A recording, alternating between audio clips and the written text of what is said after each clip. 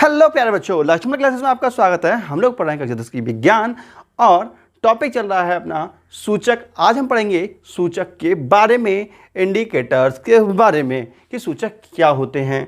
तो मैं आपको बता दूं बेटा, जो विलयन की अम्लीयता या क्षारकता का ज्ञान कराते हैं उन्हें हम सूचक कहते हैं। जैसे कि मान लीजिए आपको एक विलयन दे दिया गया है। ये बेटा एक पात्र है, मतलब एक बर्तन है जिसमें एक विलयन भरा हुआ है। क्या है बेटा, इसमें एक विलयन भरा हुआ है। अब हम कहें इस विलयन की प्रकृति क्या होगी, इस विलयन की प्रकृति क्या होगी। प्रकृति का मतलब ये होता है कि विलयन अम्लीय होगा। प्रकृति मतलब क्या होता है बेटा, ये जो विलयन जो भरा है ये विलयन कैसा होगा, अम्लीय होगा या क्षारीय होगा या उदासीन होगा। ध्यान दें, विलयन अम्लीय होगा या क्षारकीय होगा या उदासीन होगा, इस चीज़ को बोलते हैं प्रकृति। हम कहें विलयन की प्रकृति ज्ञात कीजिए। हम आपको एक विलयन दे दें बेटा, एक गिलास में विलयन दे दें और कहें उस विलयन की प्रकृति बताइए, तो उसका मतलब ये हम कह रहे हैं आपसे विलयन की अम्लीयता बताइए या क्षारकता बताइए, या उसकी मतलब हम ये पूछ रहे हैं विलयन अम्लीय प्रकृति का है या क्षारीय प्रकृति का है या उदासीन है। समझ में आया आपको प्रकृति का मतलब। तो बेटा कुछ पदार्थ ऐसे होते हैं जो विलयन की प्रकृति का ज्ञान कराते हैं, मतलब विलयन अम्लीय है, क्षारकता है, इस बात का ज्ञान कराते हैं। ऐसे पदार्थों को हम क्या कहते हैं बेटा, ऐसे पदार्थों को हम बोलते हैं इंडिकेटर। समझ में आया बेटा, ठीक है। जैसे कि एक होता है एग्जाम्पल के तौर पे हम समझ सकते हैं, जैसे लिटमस पेपर, ठीक है ना। जैसे लिटमस पेपर है बेटा, ठीक है, आपके पास लिटमस पेपर है और मान लीजिए लिटमस पेपर इसमें हमने डाला। कैसा डाला बेटा, लिटमस पेपर डाला, कैसा डाला, लाल कलर का डाला, लाल रंग का लिटमस पेपर डाला, ठीक है। और डालने के बाद जब हमने बाहर निकाला, जब बाहर निकाला तब हमें वो नीला प्राप्त हुआ। लिटमस पेपर का रंग कैसा हो गया, नीला। लिटमस पेपर का रंग कैसा हो गया बेटा, नीला। तो इससे हमें ये पता लग जाएगा कि जब नीला कलर इसमें हो रहा है तो इसकी क्षारीय प्रकृति का विलयन है। कैसा होगा बेटा, ये क्षारीय प्रकृति का विलयन है। तुमने पढ़ा होगा, 7th क्लास में पढ़ा होगा, छोटी क्लास में पढ़ा होगा कि अगर लाल लिटमस, जब लिटमस पेपर को हम किसी विलयन में डुबोते हैं, ठीक है, जब लिटमस पेपर को किसी विलयन में डुबोते हैं और विलयन के कारण लिटमस पेपर का लाल रंग कैसा हो जाए, नीला, लाल रंग कैसा हो जाए, नीला हो जाए, तो विलयन कैसा होगा बेटा, क्षारीय प्रकृति का होगा। समझ में आ रही। और अगर विलयन का रंग नीले से लाल हो जाए तो अम्लीय प्रकृति का होगा। तो छोटी छोटी क्लासों में हम पढ़े हैं। तो ये एक ऐसा पदार्थ है, लिटमस पेपर एक ऐसा पदार्थ है जो विलयन की अम्लीयता या क्षारकता की जानकारी दे रहा है। तो इस लिटमस पेपर का कहेंगे हम, इस लिटमस पेपर को कहेंगे बेटा सूचक। समझ में आया बेटा बात। कहने का मतलब यह है किसी विलयन की अम्लीयता या क्षारकता की जो सूचना देते हैं वे सूचक कहलाते हैं। समझ में आया। परिभाषा लिखो बेटा, वे पदार्थ जो विलयन के अम्लीयता या क्षारकता का ज्ञान कराते हैं। वे पदार्थ जो विलयन के अम्लीयता या क्षारकता का ज्ञान कराते हैं। वे पदार्थ जो विलयन के अम्लीयता या क्षारकता की जानकारी देते हैं। वे पदार्थ जो विलयन की अम्लीयता या क्षारकता की जानकारी देते हैं सूचक कहलाते हैं। वे पदार्थ जो विलयन की अम्लीयता या क्षारकता की जानकारी देते हैं सूचक कहलाते हैं। ठीक है। तो बेटा हम बात करेंगे सूचक कितने प्रकार के होते हैं, ठीक है। Type of indicators. तो ये आपको चित्र तो नहीं बनाना था, वो समझाया था मैंने। सूचक के प्रकार पढ़ेंगे बेटा, सूचक कितने प्रकार के होते हैं। हेडिंग डालेंगे बेटा, सूचक के प्रकार, सूचक के प्रकार। तो सूचक कितने प्रकार के होते हैं इस पर हम डिस्कशन करने वाले हैं, ठीक है। तो बेटा देखो, सूचक जो होते हैं वो होते हैं 4 प्रकार के होते हैं। आपके सिलेबस में 4 प्रकार के दिए हुए हैं। प्राकृतिक सूचक, पहला कौन सा होता है बेटा, जैसे मैं बना रहा हूँ ऐसे नोट करना है, ठीक है, ब्लैक पेन से नोट करना है इसको। पहला होता है बेटा प्राकृतिक सूचक। सूचक कितने प्रकार होते हैं, 4 प्रकार के। प्राकृतिक सूचक। दूसरा होता है बेटा संश्लेषित सूचक, संश्लेषित सूचक। और फिर होता है गंधीय सूचक, गंधीय। और फिर होता है बेटा सार्वत्रिक सूचक। चौथा होता है सार्वत्रिक, जो सबसे ज़्यादा इंपॉर्टेंट है, सार्वत्रिक सूचक। बेटा 4 प्रकार के सूचक होते हैं, ठीक है। तो हेडिंग डालेंगे सूचक के प्रकार और फिर ऐसे ही डंडा खींच करके ऐसे चारों सूचक लिख लेंगे, ठीक है। इंग्लिश में कहते हैं इसको नेचुरल इंडिकेटर, इसको बोलते हैं सिंथेटिक, इसको बोलते हैं एलोफैक्ट्री, ठीक है, इसको बोलते हैं यूनिवर्सल, ठीक है। तो फिलहाल आपने 4 प्रकार नोट कर लिए हैं। अब उसके बाद एक लाइन छोड़ करके हेडिंग डालिएगा प्राकृतिक सूचक। क्या हेडिंग डालेंगे बेटा, प्राकृतिक सूचक, हेड डालेगा प्राकृतिक सूचक। तो प्राकृतिक सूचक कौन से होंगे बेटा? ऐसे सूचक जो हमें प्रकृति से प्राप्त होंगे, ऐसे सूचक जो हमें प्रकृति से प्राप्त होंगे प्राकृतिक सूचक कहलाएंगे। ठीक है, नेचर से प्राप्त होते हैं, प्राकृतिक सूचक कहलाते हैं। ठीक है, जैसे लिटमस पेपर हो गया। पेपर बेटा कहाँ से प्राप्त होता है? प्रकृति ने दिया, हमारी पेड़ पौधों से प्राप्त हुआ, है ना।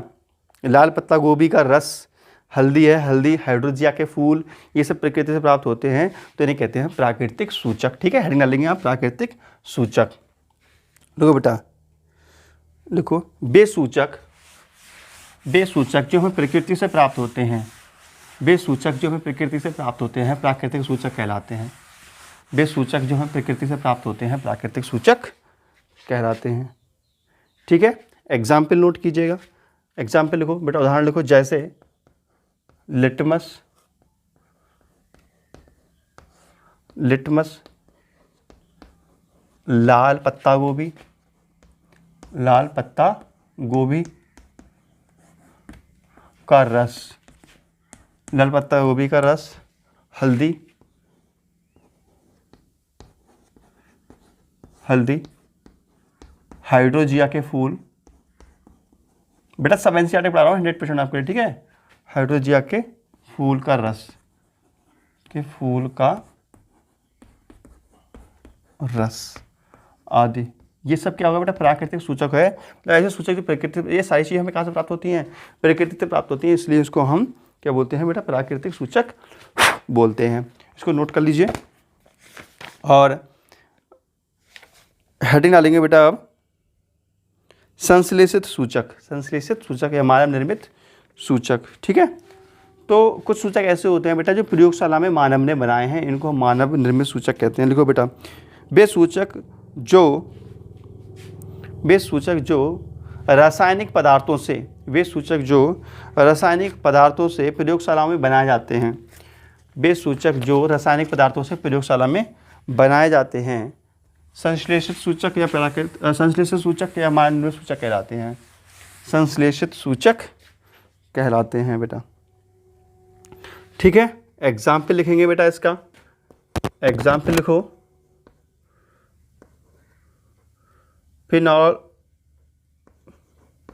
Phenolphthalein, phenolphthalein. ठीक है, उसका मेथिल ऑरेंज, बेटा ये मानव निर्मित बनाए हुए हैं, मेथिल ऑरेंज। उसके बाद बेटा मेथिल रेड, मेथिल रेड, उसका फिनॉल रेड, फिनॉल रेड। ठीक है, ये हो गया। अब हम डालेंगे बेटा गंधीय सूचक। क्या डालेंगे? गंधीय सूचक।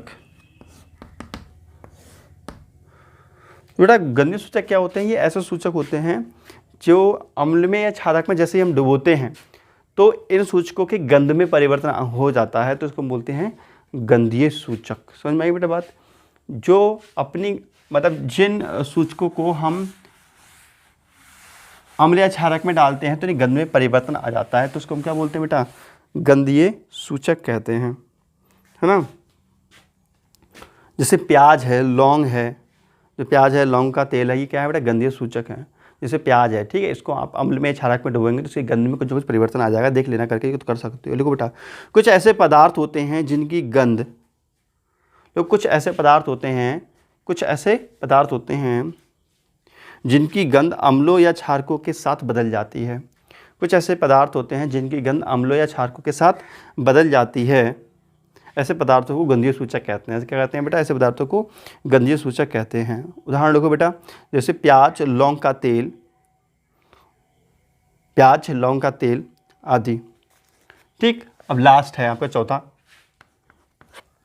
चौथा है बेटा सार्वत्रिक सूचक। सार्वत्रिक सूचक, तो बेटा ये सार्वत्रिक सूचक क्या होता है?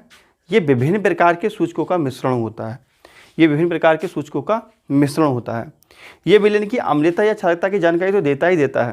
ये विलयन की अम्लता और क्षारकता की जानकारी देता ही देता है, लेकिन साथ में अम्लता की प्रबलता की जानकारी भी देता है कि अम्ल कितना प्रबल होगा, तेज होगा या कम होगा, इसकी बात की भी जानकारी देता है। बाकी सूचक जो होते हैं जैसे लिटमस हो गया, ये विलयन की अम्लीयता या क्षारकता की जानकारी तो देगा, लेकिन ये नहीं बताएगा कि अम्ल कितना तेज है या कितना कम तेज है।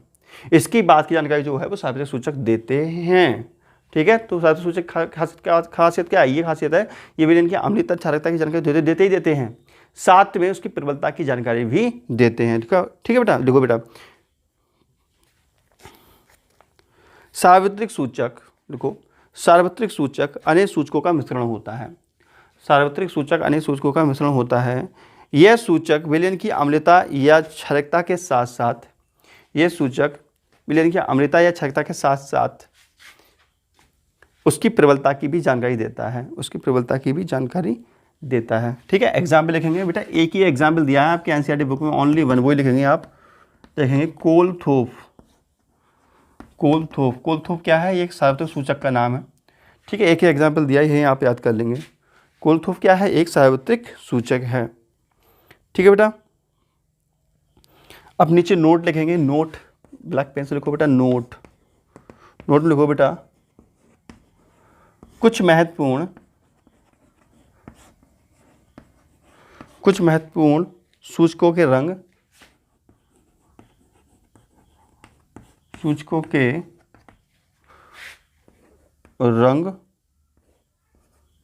रंग अथवा गंध में परिवर्तन, कुछ सूचकों के रंग अथवा गंध में परिवर्तन। ठीक है, तो बेटा इसको हम देखेंगे, टेबल की हेल्प से देखेंगे। देखो जरा,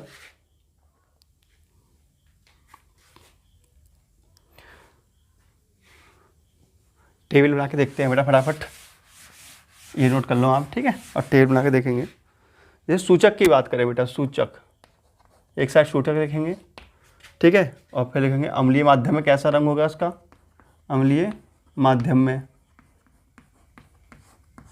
टेबल बनाओ आप लोग। और यहाँ लिखेंगे क्षारकीय माध्यम में कैसा रंग होगा, क्षारकीय माध्यम में। ठीक है, तो बेटा सूचक देखो, सूचक की बात करें जैसे लिटमस, लिटमस, वैसे लिटमस वास्तव में कैसा होता है बेटा, बैगनी कलर का होता है। कैसा होता है वास्तव में, ये बैगनी रंग का होता है। ठीक है, अम्लीय माध्यम में कैसे हो जाता है, ये अम्लीय माध्यम में हो जाता है बेटा ये लाल, और इसमें जाता है क्षार के माध्यम में नीला। उसके बाद देखेंगे बेटा पत्ता गोभी, पत्ता गोभी, पत्ता गोभी कैसी होती है बेटा, ये वास्तव में लाल होती है ना, लेकिन अम्लीय माध्यम में कैसी रहती है, ये लाल की लाल रहती है। ठीक है, और यहाँ कैसी हो जाती है बेटी, हरी हो जाती है, क्षार के माध्यम में हो जाता है इसका कलर हरा। उसके बाद हम देखेंगे बेटा हल्दी, हल्दी, हल्दी कैसी होती है, ये पीले रंग की होती है, सभी ने देखी है ना, देखिए पीले रंग की होती है। अम्लीय माध्यम में कैसी रहती है, ये पीली रहती है, पीले रंग की रहती है। क्षार के माध्यम में कैसी हो जाती है, ये गुलाबी हो जाती है, गुलाबी, गुलाबी, या इसको हम कह सकते हैं लाल भूरा, लाल भूरा रंग हो जाता है इसका। ठीक है, ये तो हो गया बेटा। एक और देख लो, हाइड्रोजिया के फूल, हाइड्रोजिया या हाइड्रेजिया भी लिखा होता है कहीं, हाइड्रोजिया या हाइड्रेजिया लिख दो, हाइड्रोजिया के फूल, हाइड्रोजिया के फूल, हाइड्रोजिया के फूल बेटा ये जैसे हम डालते हैं तो अम्लीय माध्यम में पीला रहता है, ये कैसा है, पीला। ठीक है, पीला नहीं बेटा, नीला। कैसा होता है बेटा, नीला। यहाँ कैसा होता है, गुलाबी। क्लियर समझ में आया बेटा इतना। नेक्स्ट देखेंगे, तो इतना तो एक प्रकृति हो गया, दूसरा थोड़ा स्टार्ट हो गया। ठीक है, फिनोप्थिलिन, फिनोप्थिलिन देखेंगे, ये बेटा रंगहीन होता है। वैसे कैसे होता है, रंगहीन होता है, लेकिन ये अम्लीय माध्यम में भी रंगहीन रहता है, कोई भी कलर चेंज नहीं होता है इसका। और यहाँ पे इसका रंग होता है गुलाबी। समझ में आई बेटा बात। अब देखेंगे मैथिल ऑरेंज,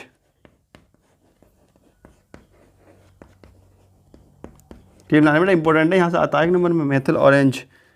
मेथिल ऑरेंज बेटा ये लाल कलर का हो जाता है और यहाँ पर ये पीले रंग का हो जाता है, ठीक है। और मैथिल रेड देखेंगे बेटा, मैथिल रेड, जो मैथिल रेड होता है बेटा यहाँ पे इसमें लाल रंग रहता है और यहाँ पे हो जाता है पीला, सेम, ठीक है।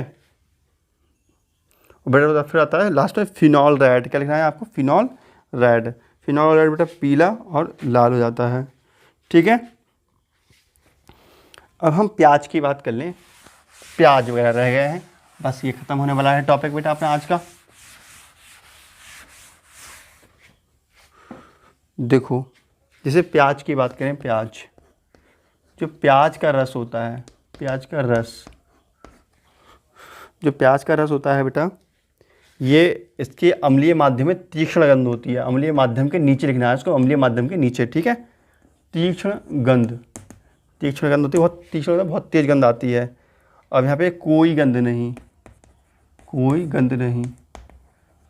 नहीं, मतलब अगर क्षारीय प्रकृति का विलयन होगा तो कैसी भी गंध नहीं आएगी, किसी भी प्रकार की स्मेल नहीं आने वाली, ठीक है। अब लौंग का तेल देख लो बेटा, लौंग का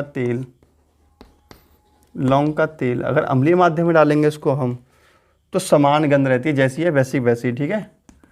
समान गंध रहती है और यहाँ पे कोई भी गंध में परिवर्तन नहीं होता है, कोई भी गंध नहीं होती है, ठीक है। तो मुझे उम्मीद है बेटा आप लोगों को समझ में आ गई होगी ये चीज़ें, ठीक है। तो थोड़ा सा इंटरेस्टिंग तो नहीं लगा होगा, अगला देखेंगे हम नेक्स्ट क्वेश्चन नेक्स्ट लेक्चर में, ये पेज नंबर 20 में मिल जाएगा आपको, ठीक है। तो वीडियो अच्छी लगी कर दीजिए लाइक, चैनल को दीजिए सब्सक्राइब। मिलते हैं नेक्स्ट वीडियो में, तो नमस्कार, जय हिंद, वंदे मातरम, बाय बाय बेटा।